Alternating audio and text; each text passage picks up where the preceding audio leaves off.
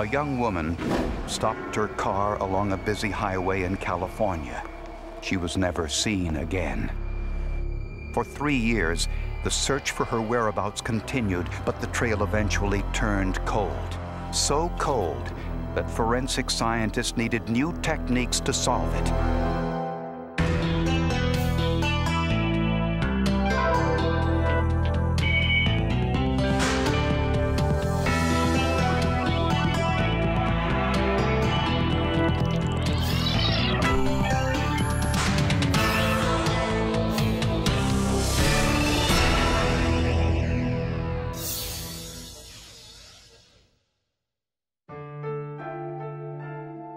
23-year-old Denise Huber lived with her parents in Newport Beach, California, an upscale suburb outside of Los Angeles. She just graduated from college, and I think she just wanted to have fun and before she settled down into a job. Denise worked as a waitress and a part-time sales assistant at Bloomingdale's.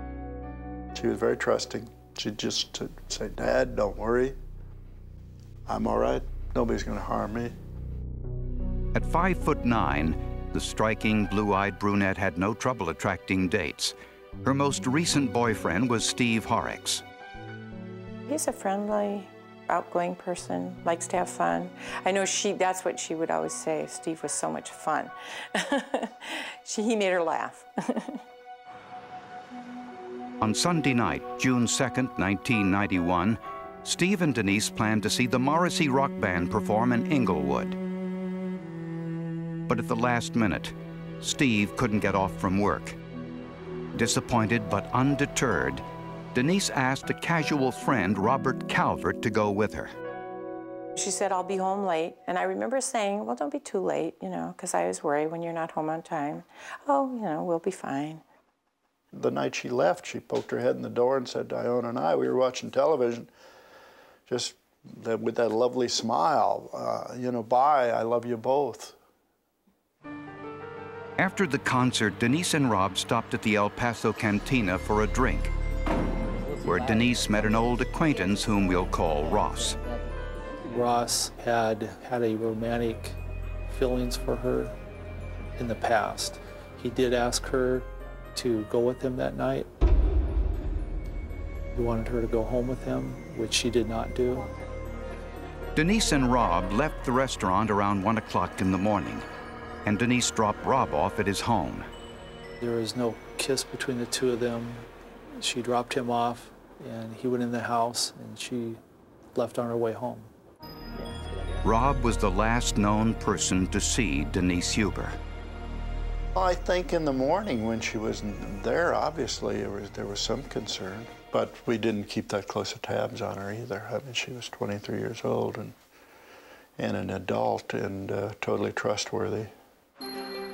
Her abandoned car was found along the Costa Mesa Freeway, 3 miles from home, with a flat tire. It didn't look like anything had occurred at the vehicle. It was parked between two call boxes that were never used that night. In my mind, I just knew something horrible had happened, because Denise wasn't the kind of person that would just disappear without telling us. The Costa Mesa police dispatched investigators to the scene. Inside of the car itself appeared to be clean. There was no blood there. There didn't appear to be any windows broken. There didn't appear to be any damage to the car. Her purse and shoes were gone, like she'd gotten out of her car and left. The flashers were on the car, like the car had broken down and she was going to get out and go walk for help. Search dogs picked up a scent on the side of the freeway, but soon lost it. Police then canvassed the neighborhoods near the highway. But no one had seen her. It appeared Denise Huber had simply vanished.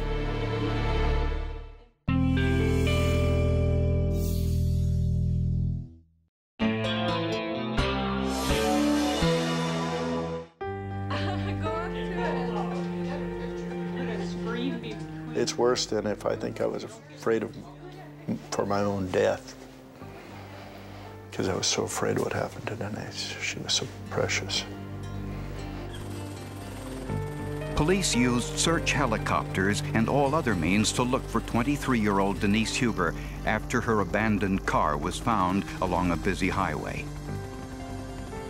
You could hear them from our house, and you know what they're looking for, and you pray they don't find what they're looking for, because it's got to be, obviously got to be a body that they're looking for. And it's the most horrible feeling you could ever have. It's like I couldn't breathe for I don't know how long. Police examined the interior of Denise's car and found no foreign fingerprints. An analysis of the flat tire revealed it had not been tampered with. It just blew out from being underinflated, got too hot, and the sidewall failed. It just went flat. While the physical evidence led nowhere, police interviewed the last known person to see Denise, her date from the night before, Robert Calvert. Rob could have been infatuated with her and could have been upset because there was no romantic contact between the two of them. Police also looked into Denise's relationship with Steve Horrocks, the boyfriend who was supposed to accompany Denise to the concert but backed out at the last minute. Steve Horrocks was, again, cooperative. Any information we needed from him, he was always willing to give it. Police also tracked down Ross, the acquaintance Denise met at the El Cantina restaurant. Ross was able to put himself in an alibi situation to show that he did not go follow her after she dropped Rob off. I never gave up hope that she'd be found alive. We did everything from thinking that she might have had a boyfriend that the folks didn't know about and maybe left the state, left the city, eloped. Desperate for leads, investigators and Denise's family turned to the media. All I knew was get a picture in front of people, get the story out. And the news media, they were wonderful because every time we have anything going on, they would be there and they'd show it. So the community really, it was like it was their daughter. We made buttons with Denise's picture that said, "Pray for Denise." We had bumper stickers that all of our police units carried and were available all over the community. There was a large banner that was placed along the 73 freeway here in Costa Mesa. The media attention produced hundreds of tips. Most were well-intentioned. Some were not. We'd hear from psychics who never did know anything. I mean, that's baloney. They did not know anything in that case. We'd hear from crackpots. We'd hear from people that would try and get money from us. For 3 long years, the Hubers lived in agony, waiting to hear something, anything, about their daughter. One thing I'll always remember, Linda Geisler, our lead detective, I'll always remember she would call us, because you sit there, every time the phone would ring, you jump 10 feet in the air, because you think it's that phone call. And that's the one thing that I always appreciated from Linda. She'd say, "We're going home now. There won't be another phone call. We'll talk to you tomorrow." And she would always touch base with us. 350 miles away in Prescott, Arizona, a man living in a well-to-do neighborhood called local police to report something suspicious in his neighbor's driveway. It was a Ryder truck with California license plates. It had an extension cord coming out of the back of the truck. The neighbor said it was plugged into an electrical socket on the side of the house. Whatever was inside the truck was running 24 hours a day. A search of the truck revealed it had been stolen in California. Inside was an industrial-sized freezer in the cargo area. And inside the freezer was a large black garbage bag, and they felt it and believed what they felt was an arm of a person. And I recall seeing 2 arms coming back with the hands handcuffed and a ring. I remember seeing jewelry and I was really shocked. And for the medical examiner, it would be the most difficult case she had ever encountered.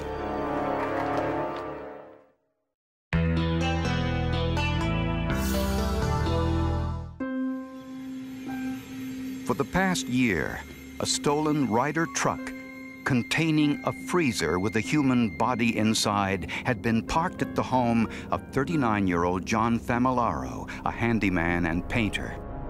Mr. Familaro was very calm, he was very polite, and he just really didn't have much to say about it. But he seemed kind of indifferent to the whole thing. The contents of the freezer were sent to the Maricopa County Coroner's Office.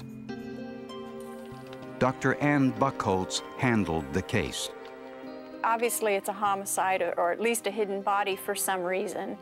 And because if it's clandestine nature, you're like, okay, so we got an evidentiary thing here. Let's think homicide. Let's think the worst. And I said, yes, it's a female. She also had some female jewelry evident and long fingernails. The handcuffs were evident, and we didn't see much in the way of clothing. She appeared to be naked. Thawing the body would cause rapid decomposition, so Dr. Buckholtz needed to collect evidence quickly or lose it forever. I took a clean scalpel handle and actually scraped some of the watery fluid into jars and held it that way. I thought, well, at least we can collect the specimens. It was a sheer luck that we even got any sperm at all in a woman who's frozen 3 years. Dr. Buckholtz removed the handcuffs and defrosted the hands slowly. When they're frozen, the skin is fairly symmetrical and intact until she starts losing the fluids, and then the skin will start shriveling, even in the fingertips. In fact, that's where it starts, one of the first. We got all the prints that first day, and they're actually rolled onto a fingerprint card, just as if they were a person who's being arrested. It's the same process on a dead person. When they entered the prints into their computer database of missing persons, they immediately found a match. It was Denise Huber, who had been missing for 3 years. They were able to do the fingerprints, and that's something I never even thought of. I never imagined that we would have that kind of evidence after 3 years. You have this hole in, that inside you, through your heart or whatever, and that hole will never go away. It heals up around it. The healing happens, but there's no closure. Meanwhile, John Familaro refused to explain why Denise's body was in his freezer 350 miles away from where she disappeared. So police searched Familaro's home and the home of his mother, who lived next door. She was quite taken back that we had also secured what we found to be her home. She knew nothing about John having girlfriends or who it might be, and basically sat up a lawn chair across the street and just sat there and watched us for days. Police found a box marked Christmas on a shelf in Familaro's garage. Inside was Denise's bloody clothing, her driver's license, and her high-heeled shoes. The shoes were scuffed and damaged, as if she had been dragged across highway paving. And police found credit card receipts that showed Familaro had bought the freezer just days after Denise's disappearance. They also discovered blood-stained clothing belonging to John Familaro. They didn't know whose blood it was. They didn't know if it was Denise's, some other person's, a mixture, Mr. Familaro's. So they needed a sample of Denise's blood. Well, we didn't have blood. So we ended up sending them some bone marrow. The DNA extracted from Denise Huber's bone marrow matched the DNA in the blood on Familaro's clothes. In Familaro's basement, police found a police officer's uniform and a dungeon. I think that all showed me he was just that type of person, not the mild-mannered person he was when I spoke to him. He had that very dark, violent other side, and it was becoming more and more apparent as the case progressed on. One of his girlfriends that we talked to said that, yeah, he had some weird sexual fantasies. One of the girls had been handcuffed and left exposed, naked and handcuffed, left exposed to an open window. The evidence implicated Famularo in the disappearance and death of Denise Huber, but it did not explain how she died. We took off 2 or 3 black plastic bags that had encased the whole body. And inside that were some smaller white plastic bags which covered the head. And when we removed that and we started defrosting her, we actually found a gag-type device over her face and over her mouth area. It was a piece of duct tape that had been taped over her upper mouth, nose area. Dr. Buckholz discovered that Denise's skull had been severely damaged.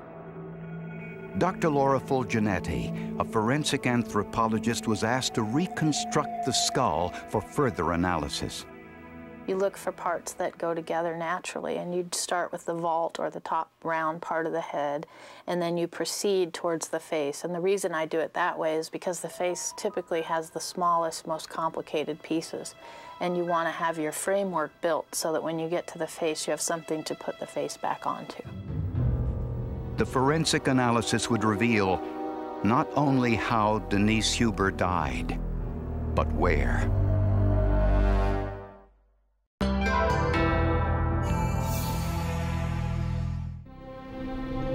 After a 3-year search, Denise Huber's body was found in a freezer in Arizona.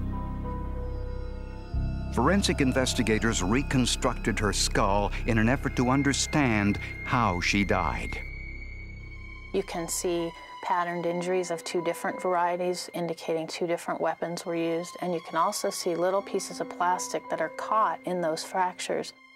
That told us that the bags were in place when she received the blows to the head. And Dr. Fulginetti discovered Denise had been hit 31 times. It's horrifying. And if I stop too long to think about how she felt when she was by the freeway, I'm paralyzed and I can't do my job. So I don't think about that until it's all over and done with. For me, it's a matter of, here's the puzzle, my job is to put the puzzle together and interpret the puzzle, and then I can go home and cry in the shower. The semen found on Denise's clothing matched John Famularo's DNA profile. She was innocent, an innocent victim. And it could have been anybody's sister. It could have been you, it could have been your sister, your friend, and that's scary. It really hurts you emotionally at that point when you realize that. I'll be honest, I won't drive on the interstate and allow anyone to help me because of this. Police also discovered that John Famularo was working in Newport Beach, California at the time Denise disappeared. He had rented the front portion of this warehouse for his painting business. They talked to people who rented the unit after he had moved out and abandoned it about what condition the unit was in, and they pointed us to this area in the corner where they found a large brown stain that washed out with the hose, and we thought, well, we know dried blood is very soluble in water, it can be washed away. Initial tests revealed nothing. Investigators decided to wait until dark and use luminol, which fluoresces or glows when it comes into contact with the iron component in blood. We sprayed it out of a little hand sprayer.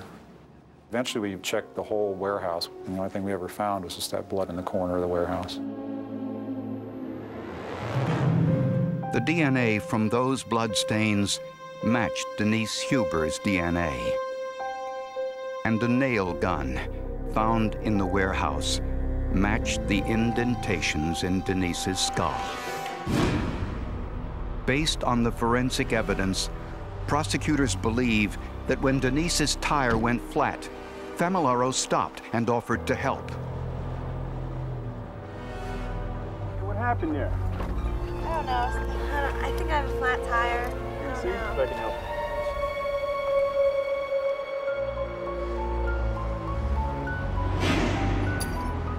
At some point, he overpowered her and took her to his warehouse a few miles away.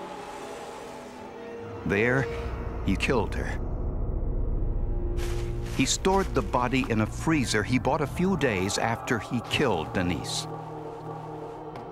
2 years later, he stole the Ryder truck and took the freezer with Denise's body in it with him when he moved to Arizona. He kept the truck in his driveway, with the freezer running constantly. He's kind of a sick guy. That's his thing. John has been violent to other people, and it's escalated up to the point of murder, but I don't think Denise has been the only one. On June 20th, 1997, 6 years after Denise disappeared, John Famularo was tried and convicted of first-degree murder. He was sentenced to death. Forensics it was challenged every step of the way here in court, even before court. I think a lot of it went to the state Supreme Court, but every challenge was beat back because of great forensics and great police work. I wanted to know the truth, and some of it was horrible.